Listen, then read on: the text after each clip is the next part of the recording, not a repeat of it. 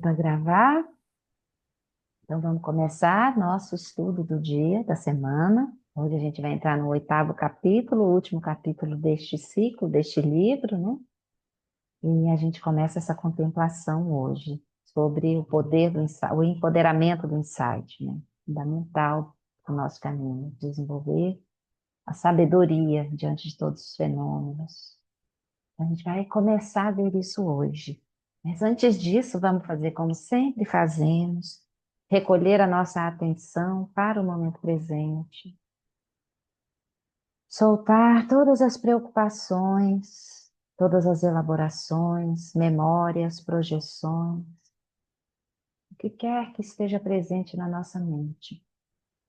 Só por este tempo do nosso estudo, nós vamos liberar completamente e permitir que a nossa atenção e a nossa mente repouse no momento presente.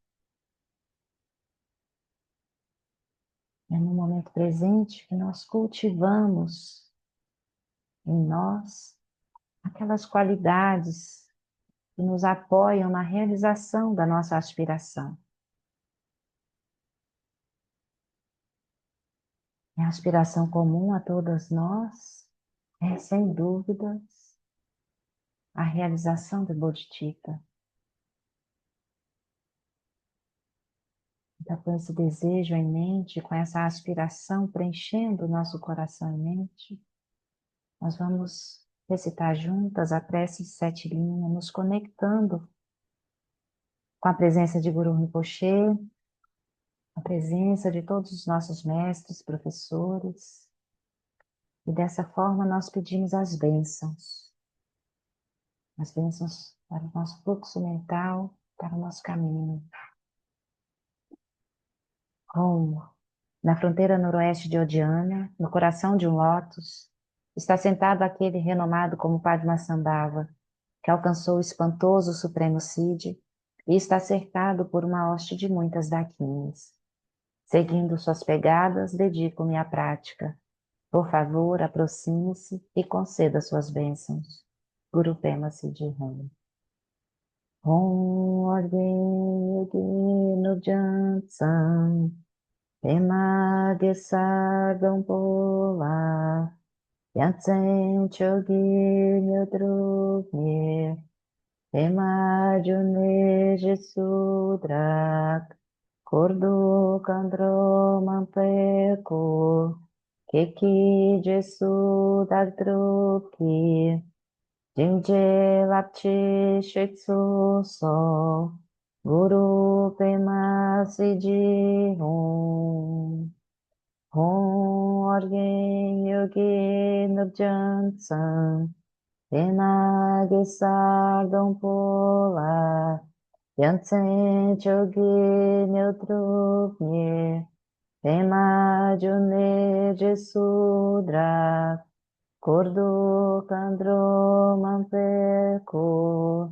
Keki Jesudak Druki Gente Lapchi Cheksu So Guru Pema Sidi Hum.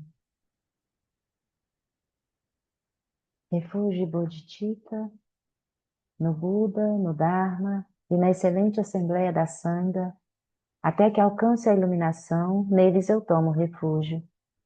Através da minha prática das 6 perfeições, possam todos os seres sencientes alcançar o estado búdico. Sanje Chodan Sochi Chodan Wa Chanchu Bardo Dagni Chatsuchi Dagi Jinso de Personante Drola Pentir Sanje Drupacho Sanje Chodan Sochi Chodan La Janchu Bardo Dagni Chatsuchi Dagi Jinso de Personante Trova Pentir Sangedro Pacho. Agora, então, nós nos preparamos a fazermos a meditação conduzida pelo Amala. Ajuste o corpo da forma que sentir necessário. Tome algumas respirações suaves, profundas. E prepare-se, então, para a nossa sessão de prática.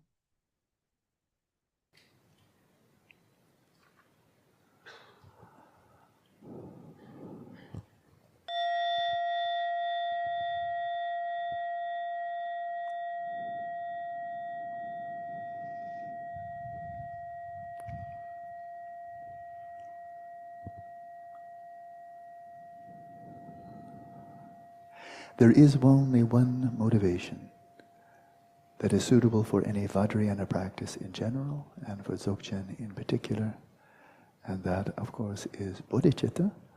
So arouse the bodhicitta as your aspiration, your motivation for engaging in this practice. Existe apenas uma motivação que é adequada para qualquer prática Vajrayana e naturalmente para qualquer prática de Dzogchen, que é cultivar a bodhicitta. Então cultive a bodhicitta agora nesse momento para se dedicar a essa prática.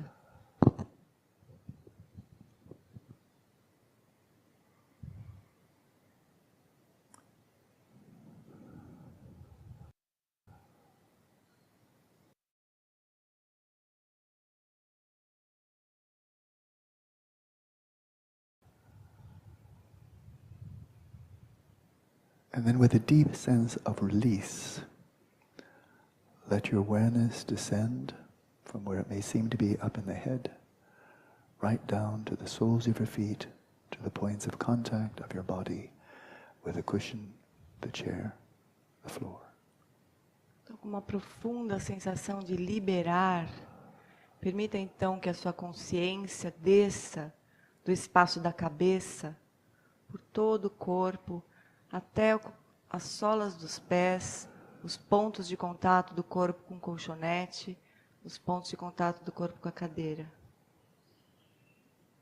Release your mind into a simple witnessing. Libere a sua mente em um estado de testemunhar simplesmente. A quiet, non-conceptual, non-reactive mode of simple presence or awareness. Um estado de presença não conceitual, não reativo, de pura presença da consciência.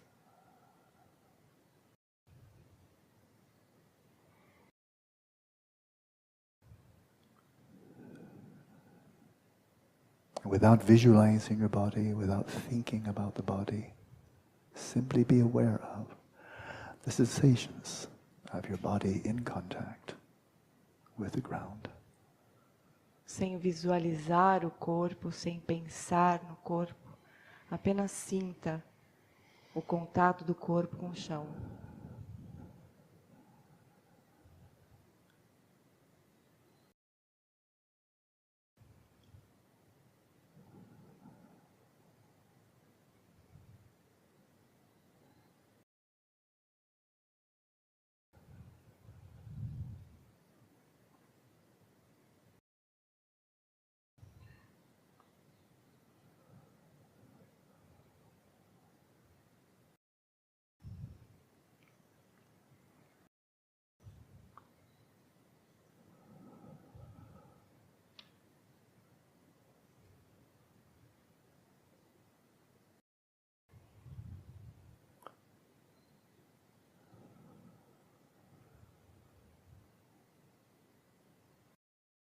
Then like a fragrance filling a room, let your awareness fill, permeate the whole field of your body, from the soles of your feet to the crown of your head.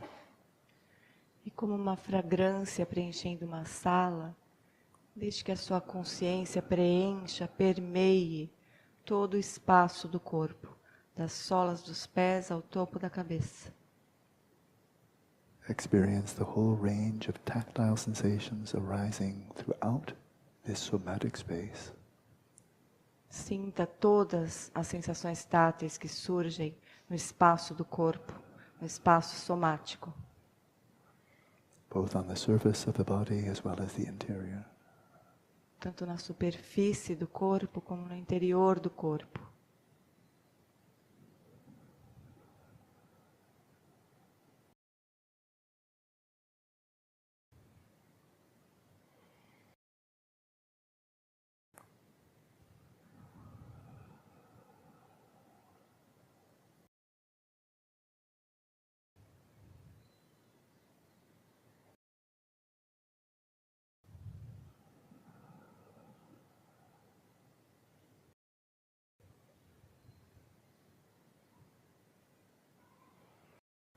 You're resting your awareness in a space or domain that is non-conceptual, devoid of language.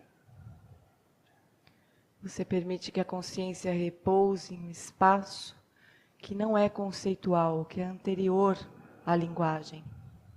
So likewise, let your awareness of this field be also non-conceptual, non-verbal. Da mesma maneira, deixe que a sua consciência também seja não conceitual, não verbal.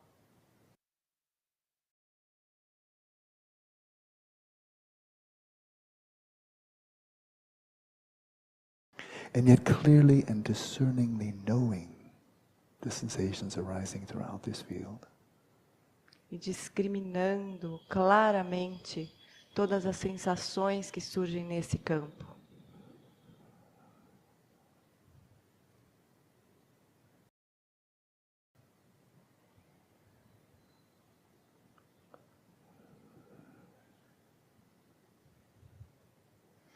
If you feel a tightness or constriction in your shoulders, the base of the neck, with every out-breath, release and more deeply release the muscles in this region.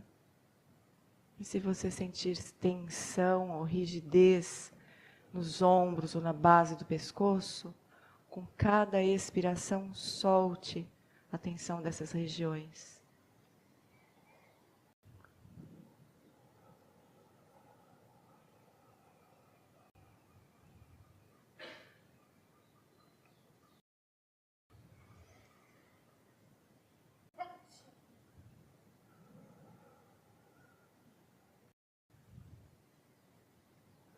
Bring your awareness to the face, which is often a magnet for tension.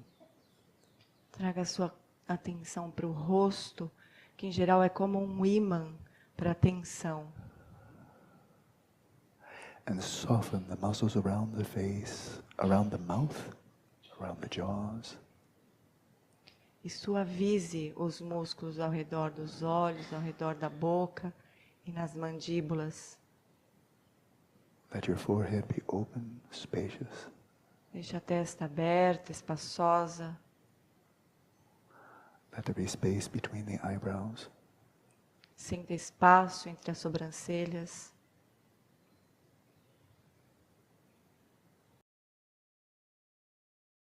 Soften all the muscles around the eyes. Relaxe todos os músculos ao redor dos olhos.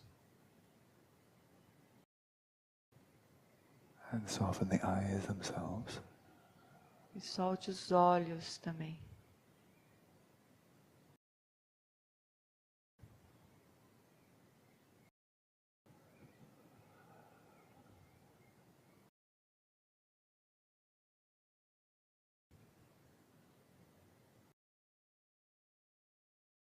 Let your face rest in an expression of repose. Deixe seu rosto descansar numa expressão de repouso. And rest your whole body in a posture of comfort, of relaxation and ease. E deixe todo o corpo repousar num estado de conforto, de relaxamento, à vontade.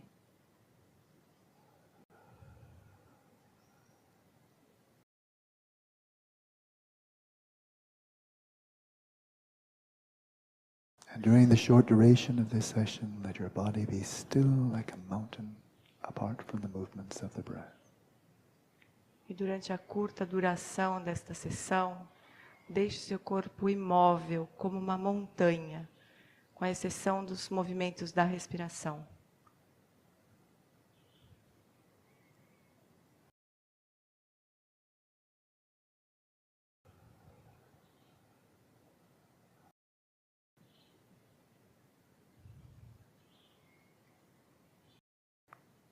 Assume a posture of vigilance.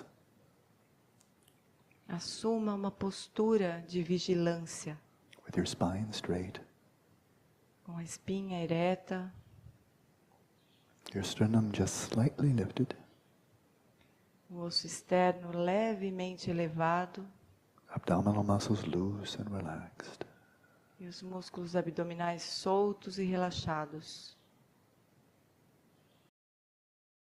So that when you breathe in, the sensations of the breath flow right down to the belly, which expands as you inhale, contracts as you exhale.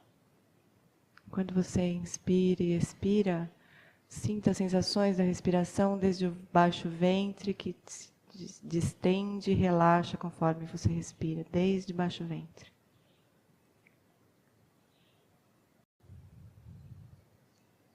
In this way, settle your body in its natural state. E assim, estabeleça o corpo em seu estado natural. A state of dynamic equilibrium, entailing relaxation, stillness and vigilance.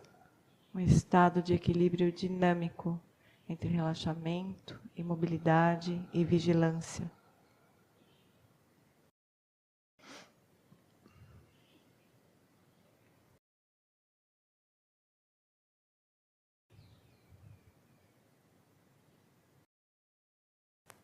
Then we settle our speech in its natural state of effortless silence. E nós estabelecemos a fala em seu estado natural de um silêncio sem esforço.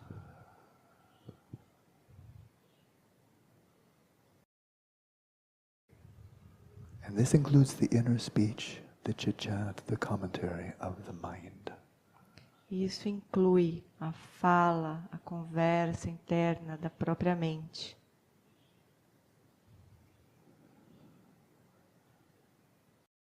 Develop the ability to be mentally silent when you wish to be so.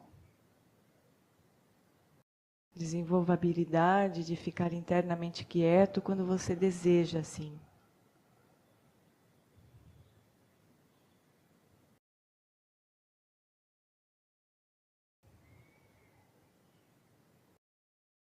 To facilitate this, we settle the respiration in its natural rhythm, unforced, unimpeded. E para facilitar isso, então nós estabelecemos a respiração no ritmo natural, sem forçar e sem impedimentos.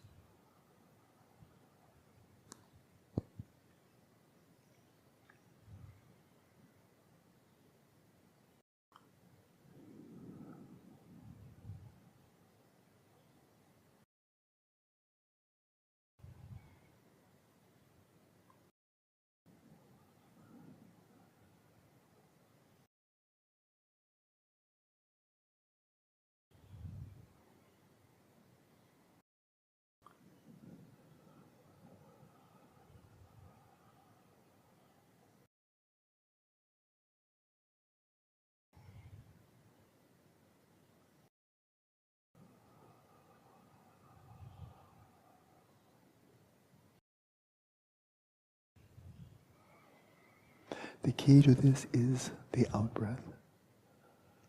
A chave aqui é a expiração. With each exhalation, relax more and more deeply in the body. Com cada expiração, relaxe mais e mais profundamente o corpo.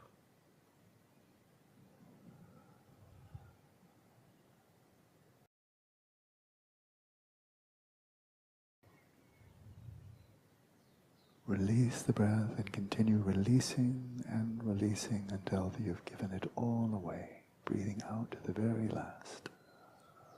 Continue relaxando conforme você expira completamente, até que não haja nenhum ar retido. To do this, your mind must be very quiet and attentive as you come to the end of the exhalation. Para isso, deixe que a sua mente fique bastante atenta no finalzinho da expiração.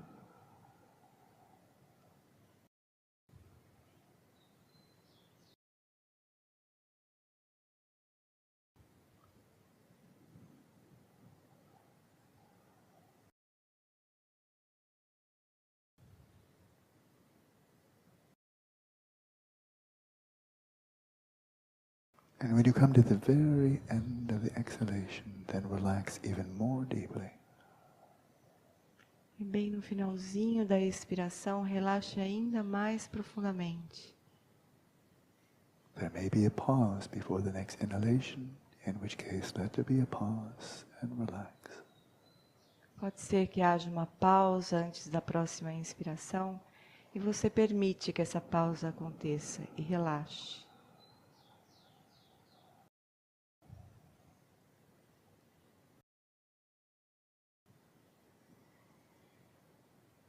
Sooner or later, the next breath will flow in, and as it does so, simply allow it to flow in without pulling it in and without impeding it in any way. Mais cedo ou mais tarde, a próxima inspiração vai acontecer. E você recebe essa inspiração, sem puxar o ar, sem impedir que ela aconteça. And whether the in-breath is deep or shallow, short or long, let it be. Let the body breathe without intervention. E quer a respiração seja longa ou curta, deixe que ela aconteça como for, deixe que o corpo respire como ele precisar nesse momento.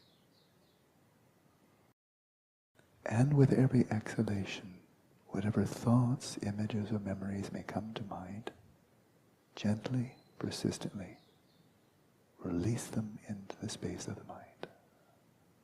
E a cada expiração, qualquer pensamento, imagem que surja na sua mente, gentilmente e persistentemente, solte-o de volta ao espaço da mente. And return to silence. E retorne ao silêncio.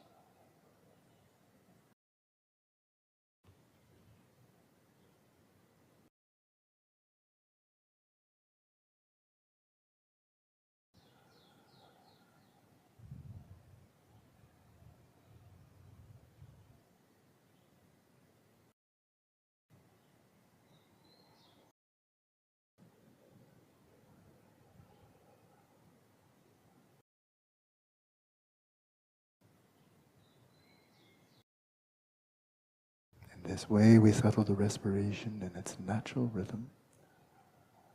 E dessa maneira nós estabelecemos a respiração em seu ritmo natural.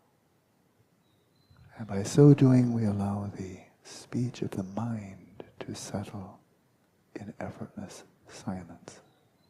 E assim nós permitimos que a fala da mente se estabeleça em um silêncio sem esforço.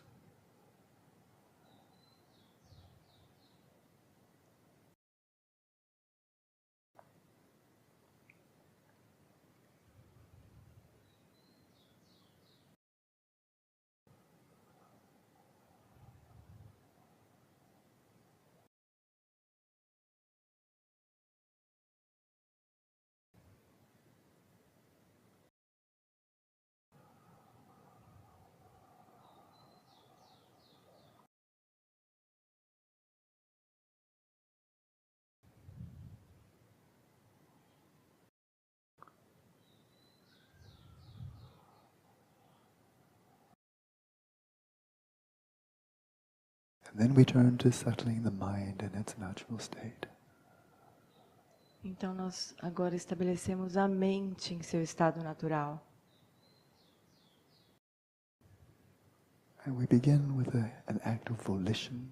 We decide to release all concerns about the future and the past, just for the remaining minutes of this session.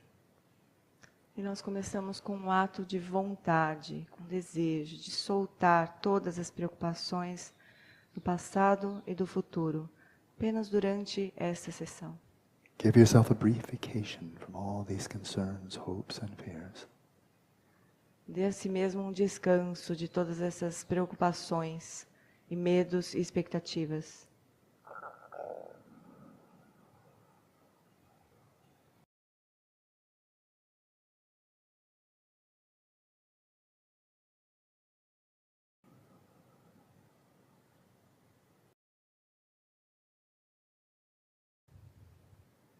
And in the freedom of grasping, the freedom from grasping, of craving, of aversion, awareness comes to rest in the present moment. E com a liberdade das fixações e da aversão, a consciência repousa em sua própria base. Lightly coming to rest in the present moment, like a feather drifting down to the floor. A consciência repousa no momento presente como uma pena caindo ao chão.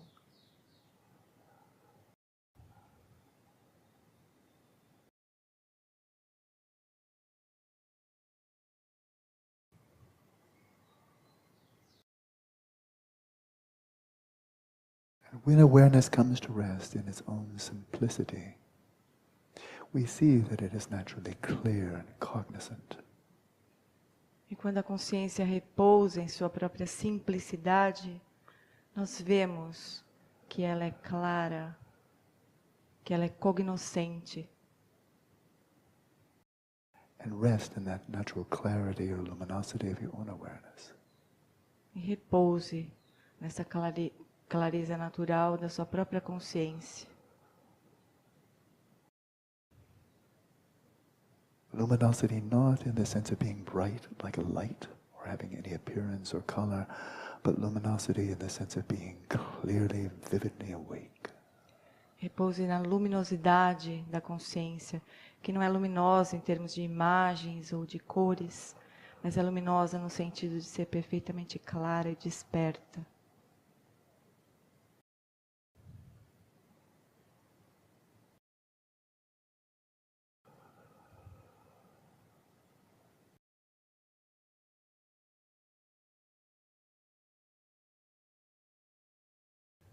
And simply rest this flow of clear cognizance in the present moment.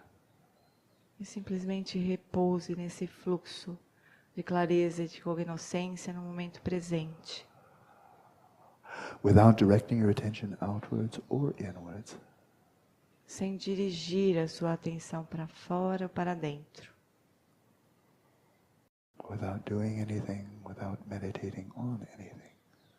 Sem fazer coisa alguma e sem meditar sobre coisa alguma.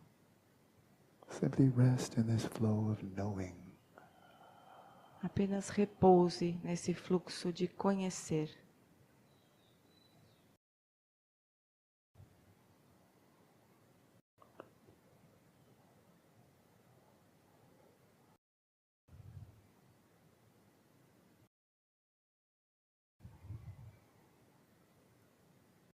A type of knowing that precedes, that is deeper than any type of concepts or words. Um tipo de conhecer que é mais profundo e que precede qualquer tipo de palavra, qualquer tipo de conceito.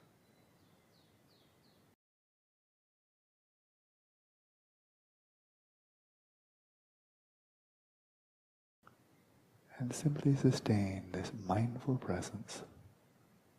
E apenas sustente essa presença atenta. Without distraction, which means without letting your awareness stray off to any appearances or objects to the mind. Repouse sem distrações, sem permitir que a sua mente se perca, arrastada por aparências ou objetos que surgem para a mente. And without grasping. E sem fixações. Without identifying with any of the activities of the mind. Sem se identificar com qualquer atividade da mente. Let them be. Deixe ser. Without seeking to modify the mind in any way. Sem tentar modificar a mente de forma alguma.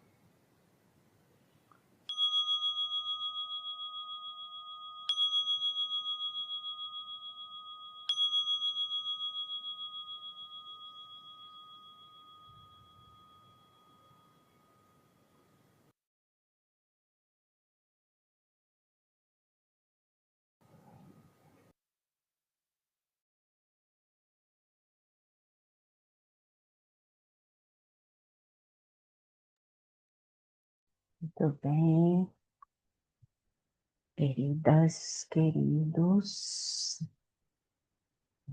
Estamos, chegamos, então nós vamos seguir com a leitura do nosso livro, a partir aqui do início do capítulo 8, no livro físico, a página 171.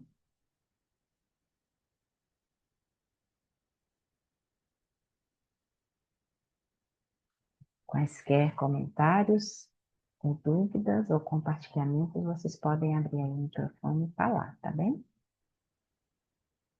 Vou compartilhar a tela. Vamos, então, começarmos nossa leitura. Capítulo 8, o empoderamento do insight. Então, deixa eu só abrir aqui o cenário que a gente veio ao longo dos meses, não me lembro que mês a gente começou, mas a gente veio tranquilamente cobrindo cada um desses capítulos, né? A gente nos apresentou o livro e o conteúdo do livro, as 4 incomensuráveis, falando um pouco sobre isso na introdução. Depois a gente cultivou a quietude interna, a estabilidade da mente, a vivacidade com as práticas de Shamatha. E então a gente cobriu cada uma das 4 incomensuráveis nos últimos meses, né? Nas últimas semanas e meses. Começando pela bondade amorosa, seguindo para a compaixão, depois a alegria empática e culminamos na equanimidade, nessa capacidade de direcionar essa forma de ver, de ser e estar no mundo a todos os seres, sem distinção. E aí agora, por fim, nós vamos contemplar o capítulo 8, que trata do empoderamento do insight. Então, tudo isso é maravilhoso, mas se nós não tivermos sabedoria, é possível que isso fique condicionado, as 4 incomensuráveis não sejam assim tão incomensuráveis que elas ficam direcionadas às pessoas que a gente gosta e tende a ser menos direcionado às pessoas com as quais a gente tem alguma dificuldade, algum desentendimento. Então, a sabedoria é o elemento que vai nos trazer clareza acerca de todas essas experiências, né? E vai destituir todas essas aparências dessa sensação de solidez, da ideia de que elas existem inerentemente por elas mesmas. Então, aqui a gente vai contemplar de que forma a experiência do eu traz a realidade, a vida, as aparências que surgem, como eu a denomino, a rotulo e trago significado a essas aparências de maneira que elas surgem para mim de uma determinada forma. E uma mesma aparência pode surgir para mim de uma forma, para a Rita de outra, para a Simone para outra, e assim pode surgir uma aparência, uma mesma aparência ser compreendida de infinitas formas possíveis, a partir do referente mental de cada um. Então, essa compreensão é do que trata as práticas de Vipassana ou Insight. Então, vamos ver o que o Lama nos diz de forma simplificada aqui nesse capítulo. Capítulo 8, o empoderamento do Insight. É possível que a mente fique sem poder. É como se a realidade fosse apenas algo dado, e tudo o que podemos fazer é tentar lidar com ela. Os eventos parecem simplesmente se apresentar para uma mente impotente. Ela pode reconhecer um evento como uma atrocidade ou como algo maravilhoso, mas tudo o que pode fazer é gostar ou detestar. Não há nenhum sentido de participação. O materialismo científico encoraja essa sensação de falta de poder. A mente é considerada um epifenômeno do cérebro e nada mais, não tem potência própria. Aonde quer que o cérebro conduza, a mente segue. Alguns estímulos físicos externos entram, sendo a mente apenas uma receptora. Essa compreensão da mente é bastante difundida na nossa sociedade, em especial na mídia. Quer saber por que você sofre? Está no seu DNA, está no seu cérebro, está no seu metabolismo. É algo físico, nos dizem. Até nossas memórias, esperanças e medos são alojados na massa cinzenta do nosso cérebro. Uma mente sem poder apenas segue o fluxo de estímulos, mas não tem nenhum papel ativo próprio. Essa visão onipresente é, de forma implícita, uma total incapacitação da mente e de toda a noção de um universo participativo. O budismo nunca aceitou isso, assim como muitas outras tradições contemplativas. Portanto, tenho muita confiança de que é possível virar a mesa, começar a empoderar a mente com sabedoria e reconhecer que as formas pelas quais observamos a realidade mudarão a realidade que experienciamos. Como William James afirmou, aquilo a que prestamos atenção se torna a nossa realidade. E nós, certamente, temos uma escolha a respeito de onde posicionar a nossa atenção quando a mente começa a se fortalecer. Aqui de saída, o Lama já traz para a gente essa ideia do materialismo científico de que os objetos estão postos e sólidos lá fora, independente da mente que observa, que os observa. Eles têm um poder de ação sobre a nossa mente, né? Não a nossa mente tem um poder de construir, de desenvolver, de atribuir sentido, significado a esses símbolos, a essas aparências que a mente percebe. Então, nessa visão materialista do Ocidente, a mente é passiva, né? Ela recebe isso e não tem nenhum poder constituinte, nenhum poder ativo a respeito disso que é percebido e de como isso é formulado, formatado, compreendido. É como se as coisas estivessem definitivamente postas, eternamente postas e de uma forma única e real por elas mesmas. Então, o que o budismo faz é contestar essa ideia. O budismo não aceita isso. E a gente, assim, de onde nós estamos, eu acho que cada um de nós já pode perceber isso, que a forma como a nossa mente percebe o objeto transforma radicalmente esse objeto. Então, vamos ver o que o Lama vai nos dizer sobre isso, né? E vai nos ajudar a compreender. Então, já de cara, ele traz esse elemento para a gente, que já é, para nós, acredito eu, muito claro, né? Que a nossa mente tem uma participação ativa no mundo que nós experienciamos. A mente sem poder não tem escolha sobre o que observar. É compulsiva. Certa vez, testemunhei um caso trágico quando fui convidado por David Spiegel, um psiquiatra de Stanford, para observar uma sessão de grupo de mulheres que tinha câncer de mama. Todas elas provavelmente iriam morrer de câncer de mama, mas uma das mulheres expressou isso com muita intensidade. Ela havia encontrado recentemente um artigo na revista Time que apresentava algumas estatísticas aparentemente muito difíceis. Se você tem câncer de mama metastático, as suas chances de sobrevivência são mínimas. Aquela mulher estava nesse estágio de câncer, e quando leu aquilo, seu mundo desmoronou diante dos seus olhos. Ela pensava que poderia ter uma chance, até ler o artigo, e sentiu-se devastada, completamente sem poder. Disse que preferia nunca ter lido o artigo. Aquele texto a fez sentir como se suas esperanças tivessem se perdido irremediavelmente. Minha mente está me torturando com essas estatísticas, ela chorava. Eu gostaria de ter um pouco de paz, gostaria de poder controlar a minha mente, gostaria de saber meditar. Ao testemunhar esse apelo tão sincero, desejei que ela tivesse começado a meditar mais cedo. Treinar a atenção é definitivamente uma maneira de começar a empoderar a mente. Há um enorme poder em ser capaz de controlar a atenção. E dessa forma, à medida que ganhamos poder sobre a nossa atenção, compreendemos pela nossa experiência e não apenas como uma crença, que temos poder sobre a realidade que presenciamos. E a nossa realidade começa a mudar. Como declarou Shantideva, ao subjugarmos a nossa própria mente, todos os perigos e medos são subjugados. Isso é algo que definitivamente está ao nosso alcance, não apenas para os grandes contemplativos do Tibete.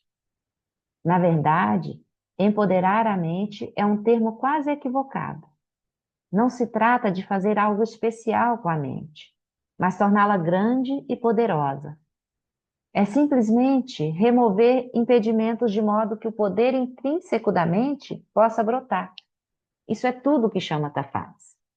Remove os véus da ignorância, né? Os véus das aflições mentais, de tudo que nós entendemos como se fossem reais e inerentemente existentes.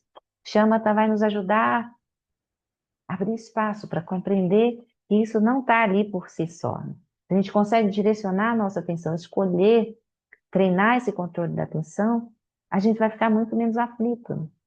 No caso desse exemplo que o Lama traz. Antes de ter acesso a dados trágicos, a mulher tinha uma esperança, tinha uma confiança no processo de tratamento dela. Quando ela toma contato com dados baseados em estatísticas, né, que trazem ali esses dados difíceis, terríveis, né, de uma sobrevida muito curta, a mente dela começa a operar de uma forma completamente diferente. E a experiência dela se transforma também. A realidade que ela está vivendo também se transforma. A partir de uma visão, de um posicionamento de mente aflitivo. Então, se a gente tiver essa habilidade de posicionar a nossa mente, de direcionar a nossa atenção, a gente é livre. A gente pode construir realidades de experiência completamente diferentes. Ainda que, no momento presente, a gente vivencie essas dificuldades, a gente não nega a estatística, né? No caso dessa senhora específica. Mas a gente contempla toda a gama de possibilidades que ainda estão ali presentes. E aí, com o poder do insight, né, a gente vai ter uma clareza sobre esse processo da impermanência. A gente tem mais abertura para lidar com todos esses dramas, né? Mas vamos ver o que mais ele nos diz. Há, é claro, estágios mais avançados de fortalecimento da mente no samadhi. Quando esses impedimentos são removidos em um samadhi muito profundo, não apenas aquilo a que prestamos atenção passa a ser a nossa realidade, mas gerações de contemplativos budistas relatam que a mente tem o potencial de alterar a realidade física pelo poder de sua atenção. Isso faz com que as mesas sejam viradas radicalmente. Uma maneira maravilhosa de manifestação desse poder é a cura. Há uma miríade de outras possibilidades discutidas no caminho da purificação. Isso não é fácil de se atingir, mas nada poderia me convencer de que tais potenciais da mente não existem. Já está na hora de a nossa civilização reconhecer o profundo papel da participação e da atenção na realidade que vivenciamos. Quando o poder da mente estabilizada é combinada à sabedoria que vem da compreensão da natureza conceitualmente designada da realidade, o resultado é extraordinário. Então, quando a mente estabilizada, né, com as práticas de Shamatha, se combina a sabedoria que advém de Vipassana, essa sabedoria que nos traz essa clareza, a compreensão da natureza conceitualmente designada da realidade. Aí o resultado na nossa experiência é extraordinário. Geshe Rabten, um dos meus principais professores, contou-me sobre um dos retiros que fez há muitos anos. Ele estava meditando sobre a vacuidade e adquiriu certa compreensão da ausência de existência inerente dos fenômenos. Em outras palavras, se os fenômenos existissem inerentemente, seriam absolutamente objetivos e não teriam relação com a mente. Mas os ensinamentos budistas sobre a vacuidade nos libertam dessa compulsão, reconhecendo que não há realidades intrínsecas nesse mundo, nem substâncias autônomas. Essa percepção, expressa de maneira diferente, aponta para a natureza participativa da realidade. Geshe Rabten estava tendo acesso a uma visão de que não há nada que seja independente de qualquer tipo de designação conceitual. Nada que seja desprovido de participação. Uma vez que se começa a ter essa compreensão, isso sugere uma maleabilidade extraordinária, talvez até ilimitada, da natureza da realidade. De forma implícita, a mente se torna consideravelmente empoderada. Esse é o poder do insight, diferente do poder do samadhi. Então, Geshe Rabden traz esse compartilhamento da experiência, a partir da experiência dele, de que tudo que nós vemos e compreendemos do mundo, da realidade que nos cerca, tudo, todas essas coisas, todos esses seres, tudo só existe na dependência de ser conceitualmente designado. Se uma aparência surge e eu não tenho uma referência dessa aparência na minha mente, para compreender essa aparência, para que ela serve, qual que é a função dela, aquilo não surge como algo. Surge como algo, mas que não tem uma, um potencial de ação ou de experiência, sobre a minha experiência, de mover minhas emoções, minha energia, porque eu simplesmente não tenho cognição que compreende aquilo, aquele tipo de aparência. As aparências só surgem quando, como algo, quando eu as designo conceitualmente. Então, elas são vazias de existência inerente, elas não existem por elas mesmas. Isso é claro para todos nós? Isso é uma coisa super importante, né? Por exemplo, quando tem uma aparência que surge aqui, o que que é isso? Isso aqui. Se a gente não tem um aparato já de ter visto, usado, para saber o que é isso aqui é como se fosse nada. Então, se eu tenho um aparato cognitivo que sabe, né, no caso, essa é uma coisa que me pertence, tem uma função, então eu posso usar meus fones para ouvir, para falar, para o que for. Quando eu viajo, isso facilita a minha vida, né, para ouvir minhas aulas, porerê, pororô. Então, isso é meu. Então, se alguém pegar, eu vou ficar, se alguém perder, eu vou ficar brava. Então, a aparência, quando surge, ela surge completamente vazia de ser algo. Ela surge como uma aparência. Ela se manifesta, se torna algo quando eu a designo conceitualmente. Isso aqui são fones de ouvido. Quando eu atribuo a ela uma função, isso é, serve para eu ouvir as minhas aulas, não tem fio, então facilita, eu posso me mover pelos lugares e deixar meu telefone, meu computador longe. Então, atribuo uma função, está surgindo um algo mais. Isso aqui pertence a alguém, sou eu, isso é meu, se alguém pegar, não pode, tem que me pedir. Então, entende que a gente vai atribuindo rótulos à aparência e ela surge como se fosse algo que existe por ela mesma. Mas se eu tiro todos esses rótulos e essas funções, ela é só uma aparência, ela não é nada além de ser uma aparência vazia. Isso é claro para nós, gente? Simone, Rita. Pode Alice, ser. leva isso. Ah, desculpa, Maria, Cristina. Pode falar, depois eu falo. É só para trazer o exemplo do câncer da mulher lá, né? Uhum, Ela tinha o câncer, aí a partir do momento que ela viu uma notícia, ela tomou outro significado do que era aquilo, então mudou totalmente a realidade dela diante daquele novo olhar, né? Então, para trazer esse olhar, que seria um olhar mais libertador, que seria? É olhar aquilo como uma coisa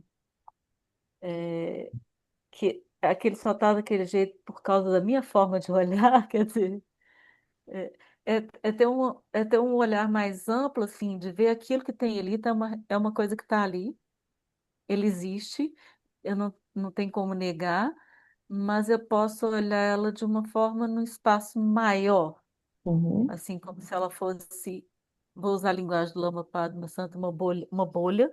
uhum, Aí eu posso não estar totalmente dentro daquela bolha, mas assim mesmo eu sei que aquilo ali está ali, mas eu posso ver também de outros lugares, assim. Neste exemplo, por exemplo, né, da mulher com câncer, quando ela tem acesso a outras informações, a informações que até então ela não tinha, a realidade dela muda porque a mente dela se direciona, se contrai, né, única e exclusivamente naquela experiência Fica fatalícia, fixada, né? fica Fica fixada fixada. nesses dados, e não é negar os dados, a estatística, né, mas ampliar, reconhecer que essa é uma possibilidade, né? Esses dados estão aí. Número considerável de mulheres tiveram essa sobrevida ou aquela. Considerar essa possibilidade, mas ampliar a visão para compreender, diante disso tudo que está posto. Eu tenho a doença, tenho a metástase, há estatísticas que dizem que é uma sobrevida assim, um assado, uma condição de sobrevida assim, um assado. Dado tudo isso, o que eu posso fazer além, né? O que há além disso que está posto? O que eu posso fazer para, no tempo que eu tenho de vida, esse tempo ser o melhor possível, menos aflitivo, né? Eu compartilhar de momentos significativos com as pessoas que eu amo, por exemplo. Pode ser uma escolha, não pode?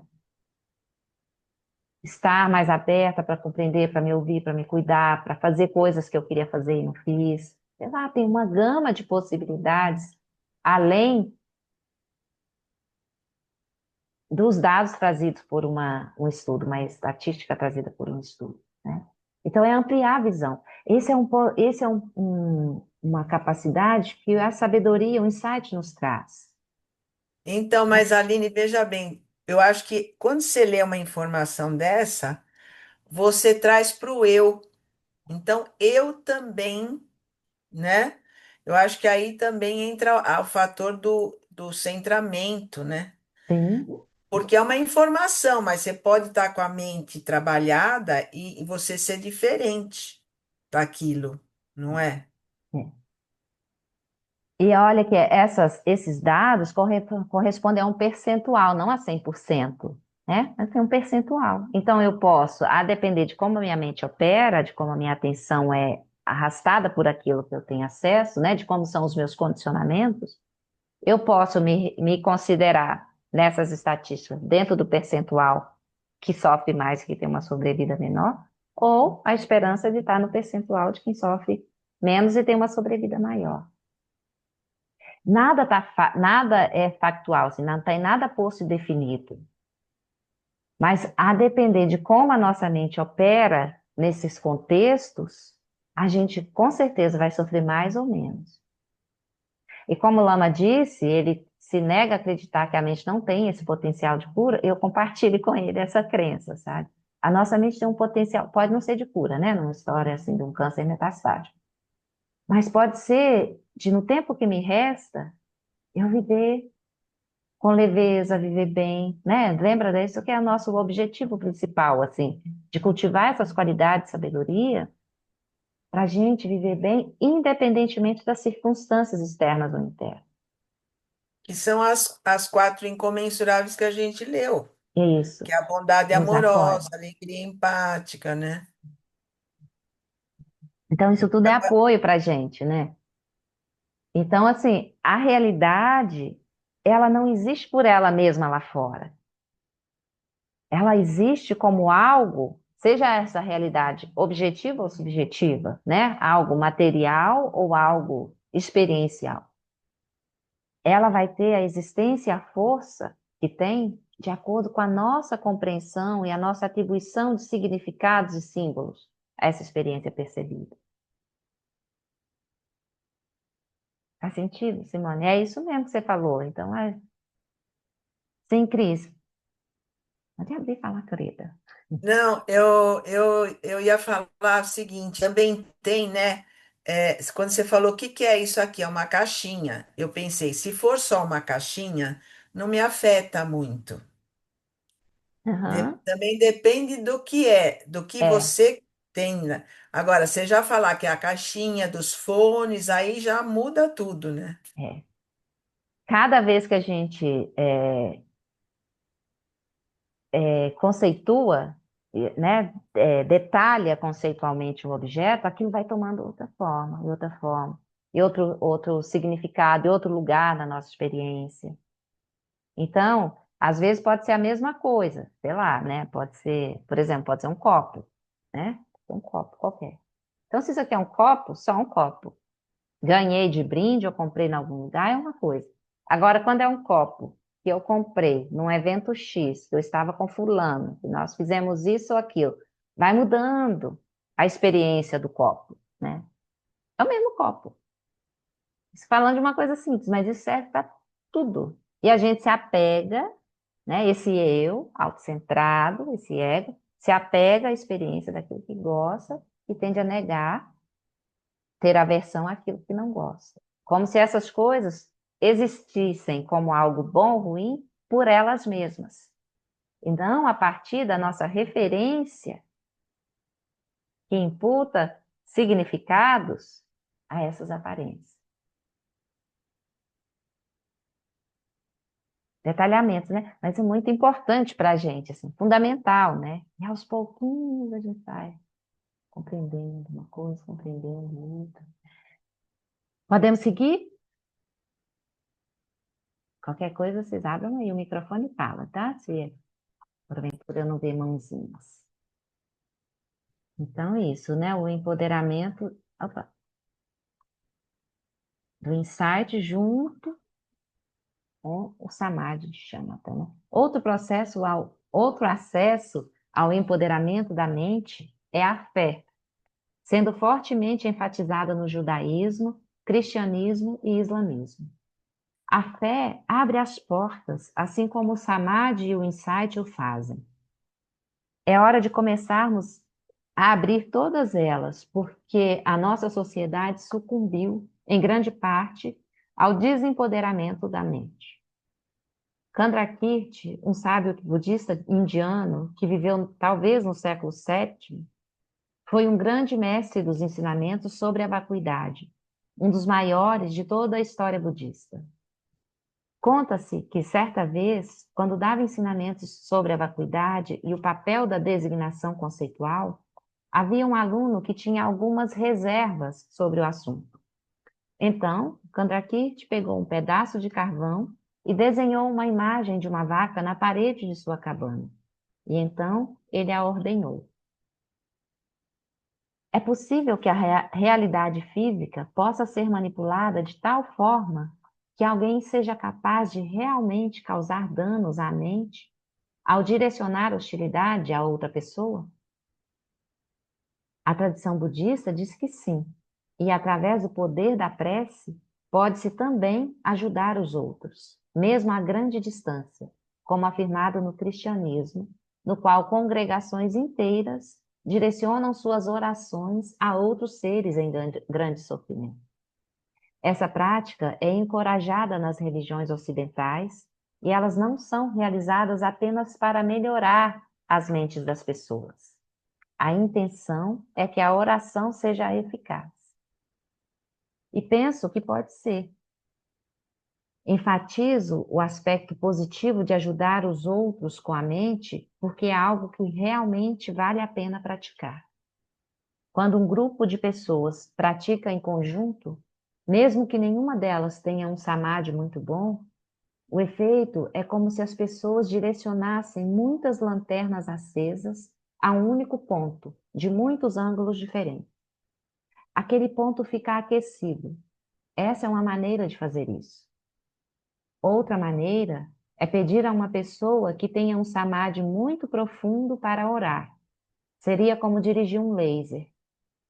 Os tibetanos costumam fazer isso, e essa também era uma prática tradicional no judaísmo e no cristianismo.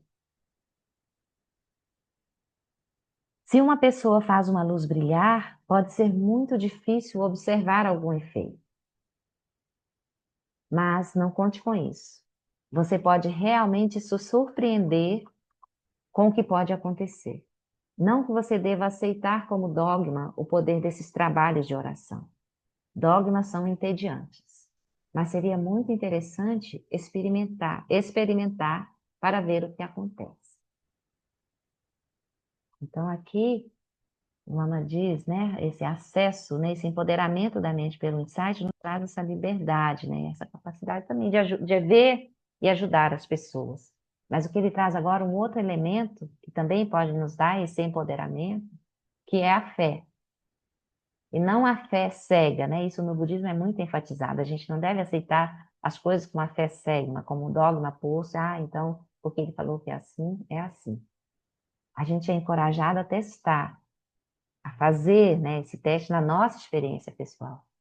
Então, a fé é um elemento que nos ajuda a nossa mente, né, a ficar bem, a ter liberdade, e ajuda também aquele ser para quem a gente direciona as nossas orações. Então, é como se fossem pontos de luz, né? Para nós que não temos samadhi realizado ainda, é como se fossem vários pontos de luz orientados na direção dessa pessoa que está passando por uma situação qualquer, difícil. Isso ajuda a pessoa, mas isso também promove na nossa própria mente uma abertura incomensurável.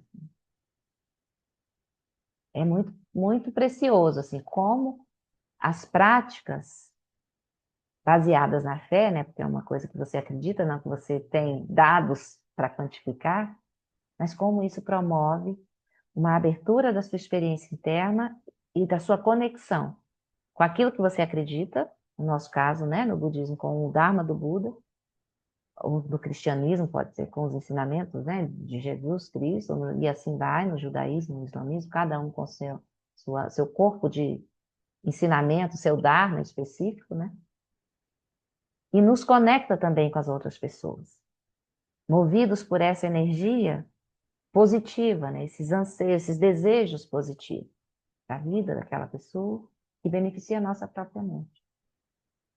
Isso é muito precioso, eu acho que vale a pena vocês experimentarem. Eu tenho uma fé muito grande, assim, então as práticas de Guru Yoga, por exemplo, as preces, em todo momento, assim, eu gosto e eu faço prece por todo mundo, especialmente para as pessoas que eu sei que estão passando por situações difíceis, assim. Então, eu trago todo mundo para o meu coração e para a minha mente, para as minhas preces, para as minhas práticas, sabe? Porque na minha fé, na minha concepção, assim, na minha experiência, isso tem um poder muito grande. Então, faz diferença para outra pessoa? Sei, né? Algumas pessoas têm relatos, assim, de experiências, né, que são inexplicáveis numa, numa visão científica materialista, assim. Mas faz diferença, com certeza, para mim. Assim. Eu fico menos aflita, com certeza, saber que, de alguma forma, essa pessoa está sendo amparada por aquilo que eu acredito, né? De mais sublime e precioso. Então, experimentem. Assim. Mesmo quem não tem muita fé, experimenta fazer as práticas assim, de chuva de bênçãos, de Guru Yoga, sabe? Então, o Lama está dizendo para a gente que essa também é uma forma de empoderar a mente, né? E ainda tem isso, né? De benefício extra, um empoderamento da mente. Então, essas aspirações positivas têm esse poder de ajudar os outros seres e de empoderar a nossa própria mente. Então, falou tudo isso para a gente, agora ele está dizendo que você provavelmente pode supor que o inverso também é verdadeiro. Isso também, vamos pensar na nossa experiência, né? Como esses movimentos negativos, essas energias ruins também nos influenciam.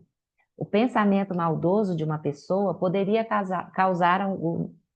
O pensamento maldoso de alguma pessoa poderia causar algum dano, bem como todo um grupo de pessoas ativamente direcionando sua hostilidade a um indivíduo ou a uma comunidade. Espero que não façam nenhuma pesquisa sobre isso. Eu também. Esperemos que a pesquisa seja feita com o lado positivo, que o negativo seja evitado, tal como se evita uma peste. O próprio Buda falou desse poder negativo. Ele disse que se uma pessoa que alcançou a primeira estabilização meditativa direcionar um pensamento de hostilidade com a atenção muito focado para outra pessoa, pode ser letal. A primeira estabilização é um estado muito profundo de samadhi, que está um passo adiante de shamatha. É por isso que quando estamos cultivando shamatha, também devemos fazer muitas outras práticas, como as 4 incomensuráveis. Logicamente, não seria possível sustentar Shamatha enquanto se nutrir a hostilidade. O poder da mente logo começaria a se dissolver. Dizem que Devadatta, um parente do Buda que foi seu discípulo, alcançou a estabilização meditativa antes de desenvolver uma forte inveja do Buda. Quando desenvolveu essa hostilidade, perdeu seu samadhi. Não se consegue sustentar a hostilidade na prática pura de Shamatha. Por isso, este é um caminho tão bom. Parece haver formas de magia negra que remontam bem antes do budismo, em que é possível sustentar a hostilidade enquanto se fortalece a mente. Mas, até onde eu sei, não seria possível fazer isso por meio do cultivo de Shamatha. Conheço muito pouco essas técnicas e elas realmente não me interessam. De modo geral, em culturas tradicionais, como as encontradas na Índia, no Nepal, na Malásia, na Indonésia e nas Filipinas, onde há bolsões de culturas antigas intactas, é possível encontrar pessoas que ainda praticam esses métodos. Ouvi falar dessas pessoas quando morava na Índia e as evitei. Se você alguma vez se sentir ameaçado por alguma força malévola, que pode acontecer em meditação profunda, traga à mente o ser espiritual mais glorioso que você conhece. Alguém que corporifica radiantemente a virtude, a compaixão, a bondade amorosa e a sabedoria. Chame esse ser e diga: agora confio em você. Aí está o refúgio. Então, rapidinho. Então, assim como a nossa mente tem esse poder, esse potencial, né, essa energia que pode gerar, promover a cura, o bem-estar, direcionar. E quando a gente tem essa mente estabilizada, conectada com esse elemento de fé, com isso que a gente acredita, né? Direcionado para uma pessoa, a gente pode ajudar essa pessoa no seu processo de cura. O contrário também é possível. Então, quando a gente primeiro a gente vai evitar estes seres com essas mentes hostis e com essas práticas que não são auspiciosas na visão do nosso caminho. Todo desejo de infligir dano a alguém, a gente deve evitar com todas as nossas forças, assim. Então, mas quando a gente sentir que a gente está sob essas energias, não vamos ficar alienados também, né? Mas às vezes a gente sente que tem umas energias meio densa pairando no ar, né? A gente toma refúgio. Aquele ser que manifesta, que representa o nosso refúgio principal, pode ser Guru Rinpoche, pode ser Avalokiteshvara, pode ser Tara, pode ser quem for, Cheres e Manjushri, né? Dentro do budismo nós temos muitas deidades, muitos seres de sabedoria que são apoio e direção para a gente. Então a gente vai se refugiar nesses seres que corporificam a sabedoria, bondade amorosa, compaixão, todas as qualidades e virtudes do ser humano. E a gente toma refúgio nisso. E a gente com certeza está protegido. Sim, Cris, pode falar. Eu não sei a diferença do Avalokiteshvara, eu não sei quem é. Avalokiteshvara é o Buda da compaixão. Ah, é Amitabha? Amitabha é o Buda da luz infinita. É o Senhor da família Ah, Lotus. tá. Ah, Avalokiteshvara é o Buda da compaixão. Deixa eu ver se tem uma imagem. Ele pode ah. ser aquele de 4 braços, né? Teshvara. Ou Cherese, que é a mesma coisa, né? O mesmo, só que um de. Deixa eu ver se eu abro uma imagem aqui para. Ah, as imagens estão pichucas. Vou ver aqui. Não, mas aí dá para a gente saber já. Tá vendo? Puxa, aqui. Acho que não dá para aumentar. Mas aqui dá para você ver assim, de uma forma. É isso que eu quero. Aqui. Tá vendo aqui esse pequenininho? Qual? É aqui, ó, onde a minha Qual setinha deles? tá. Todos eles são Avalokiteshvara, né? Esse daqui tem 4 Ah, braços, ó. Tem eu não, 4 braços. a sua setinha não está Ah, não tá aparecendo para mim, movendo? acho que Então, deixa eu ver aqui. não. Ah, deixa eu ver aqui. Primeira, segunda, terceira figura da primeira fila. Ah, tá, Ó, tem já braço, vi. as mãos em prece, então Avalokitesvara tem 4 braços, né? Tá.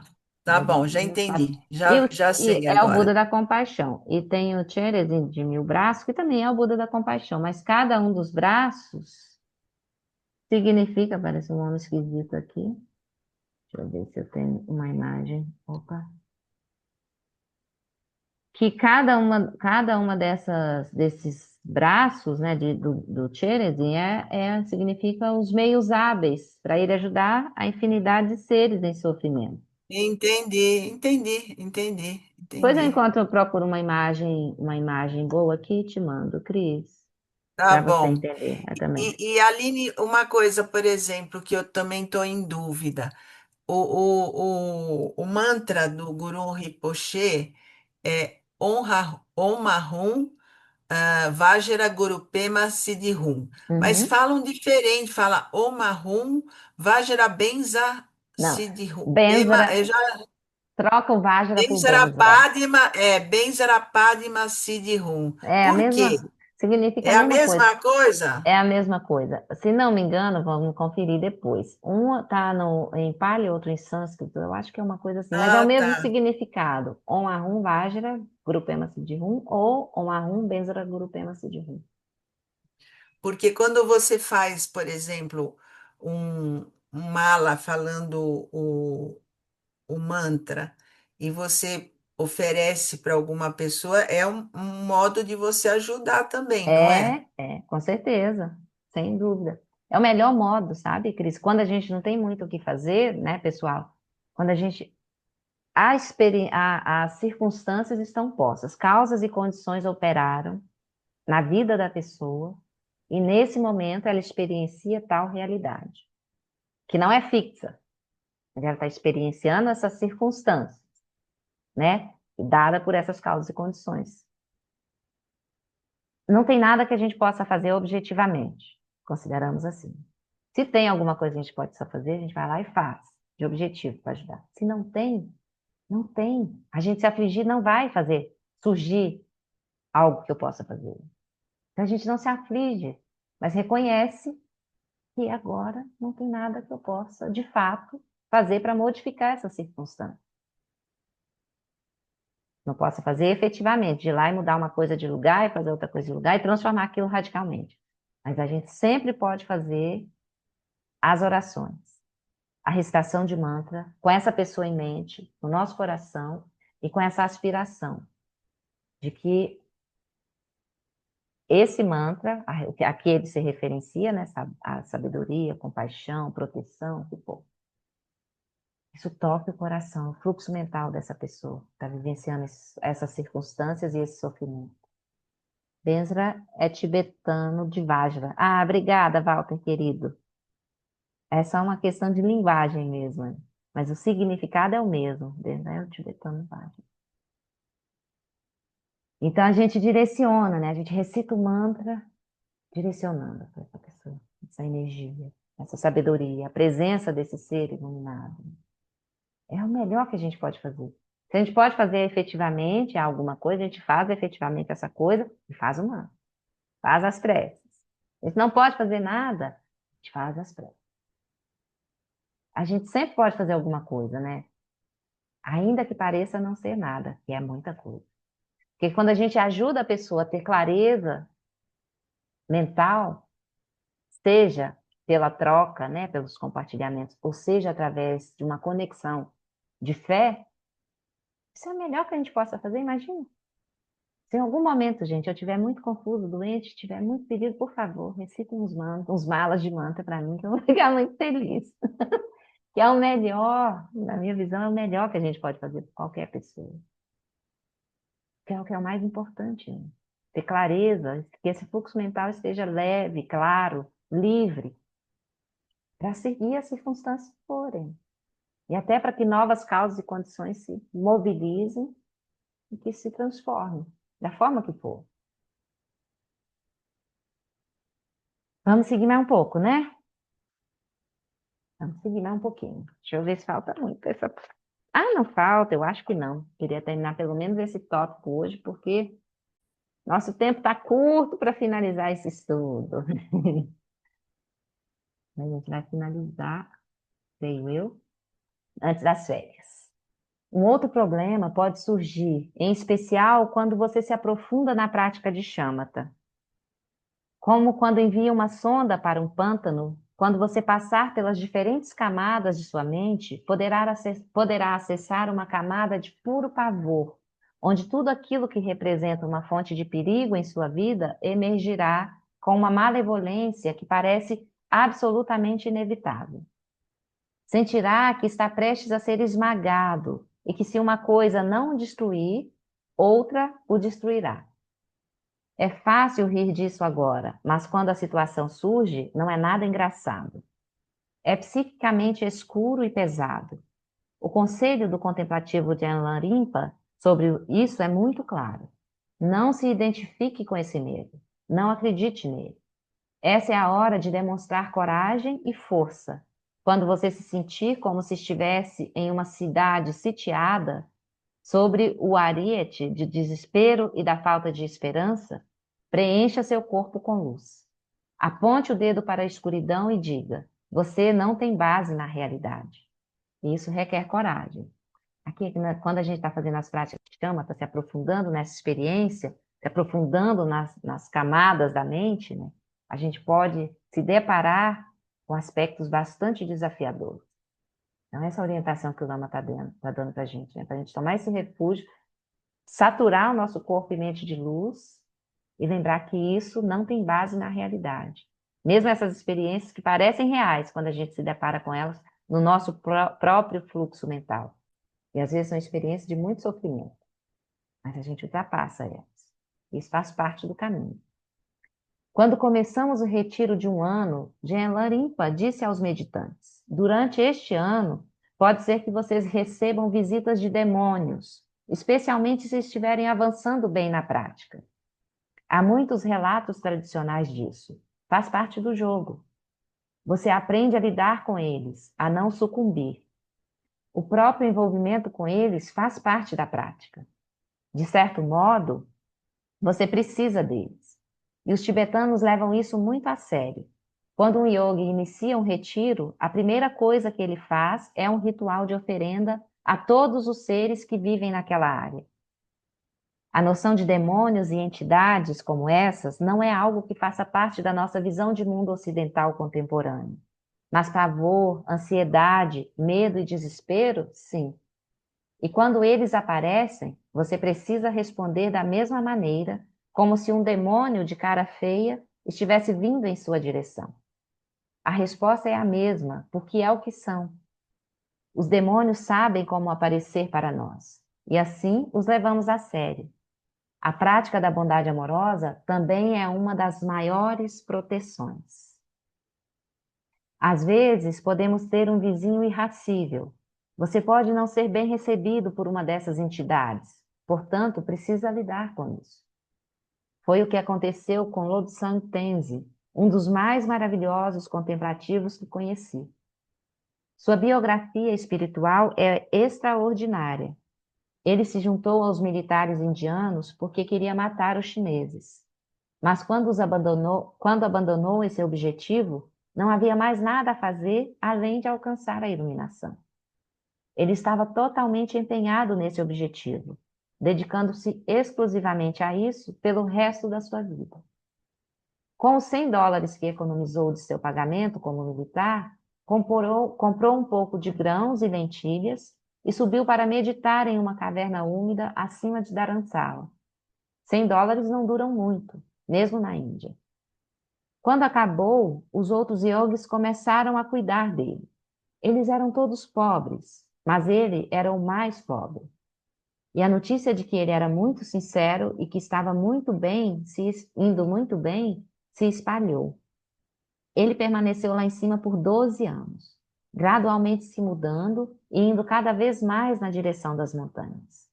Por fim, ele vivia em uma caverna a 5 horas de caminhada acima de Dharamsala. Ele vinha uma vez por ano para ouvir os ensinamentos de sua santidade, comprar outro saco de grãos e lentilhas. Lobo-Santense tinha muita experiência com demônios e sabia muito bem como lidar com eles.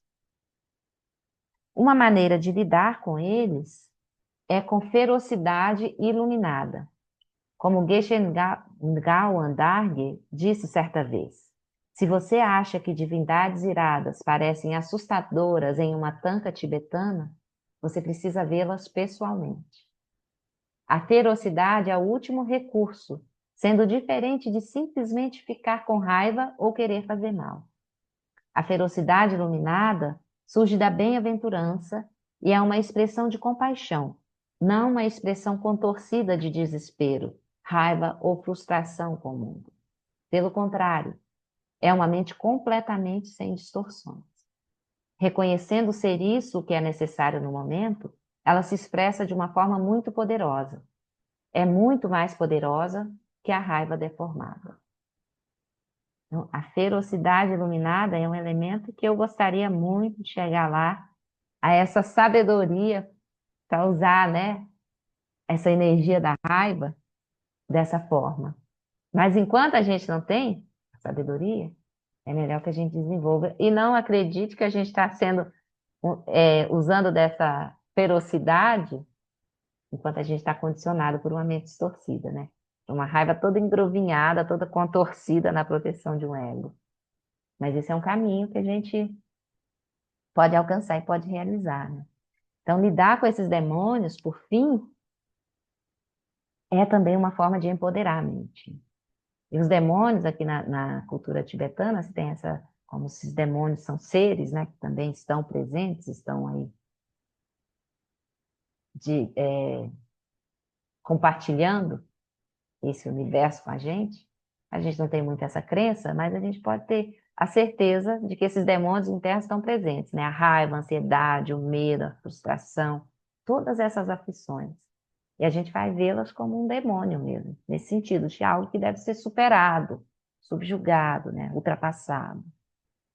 E isso empodera a nossa mente. Quando a gente toma contato com essas experiências e consegue superá-las, a nossa mente sai delas muito mais poderosa, muito mais ampla, muito mais, com uma compreensão muito mais ampliada. Então, durante o caminho de chama, a gente vai inevitavelmente, se a gente estiver praticando regularmente, assiduamente, a gente vai inevitavelmente se deparar com essas experiências difíceis. E a gente vai superá-las, usando, né, tudo que a gente já tem desenvolvido de conhecimento e prática, nos conectando através da fé com os nossos mestres, mentores, professores, protetores do Dharma, e confiantes no nosso caminho também. A gente vai esperar. Então, isso é fundamental, né? E assim a gente encerra esse primeiro subtítulo do empoderamento do insight. Tudo bem? É muita coisa, né? A gente vai ficar fervilhando com isso na mente, mas mais do que isso, trazendo isso para a nossa experiência. Tentando contemplar através desse olhar, né? Desse insight. A gente vai cultivando. Vamos dedicar, então, os méritos, as virtudes do nosso tempo passado juntas e juntos, tudo de positivo que nós tenhamos cultivado a partir dessas contemplações, essas virtudes e méritos se multipliquem em benefício de todos os seres, e sejam também sementes plantadas no nosso caminho, que floresçam nesta e em vidas futuras, sementes de sabedoria, que florescerão em nossos corações e mentes. Por esta acumulação de méritos, possa eu obter a onisciência que tudo vê e possam todas as falhas ser superadas. E do turbilhão de ondas revoltas do nascimento, velhice, doença e morte deste oceano do Sansara, possa eu liberar os seres. Por essa virtude, possa eu rapidamente realizar o Lama de Odiana e possa eu conduzir todos os seres, sem exceção, a esse estado de realização. Gyawadi Nyududa, Hugilama Dugune, Jowatike Malupá, Dei Sala Gopá, Show. Muito bem, queridas, queridos, obrigada pela companhia. Obrigada a Obrigada, você, mestre. Aline. Um beijo no coração de cada um. É, Para Beijo, vocês gente. também, um beijo, boa noite. Beijo. Obrigada, tchau.